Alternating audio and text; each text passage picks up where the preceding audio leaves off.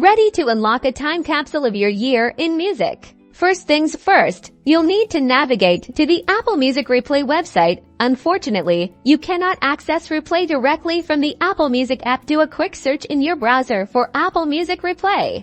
Tap on the first search result to reach the official Apple Music Replay website. Important, make sure it reads Apple Music Replay Apple. Once you're on the Replay website, you'll be prompted to sign in with the same Apple ID you use for Apple Music. Enter your credentials. If this is your first time checking out Replay this year, you might need to tap the Get Started button to activate your Replay playlist. Voila! Your personalized Apple Music Replay is here. Scroll down to see your top songs, artists, and albums of the year so far. You can also see the total number of hours you've spent listening to music on Apple Music, a great way to see how much you rock out. Want to share your musical journey? You can easily share your Replay playlist and your top songs via social media with friends. Find the share icons around the Replay page.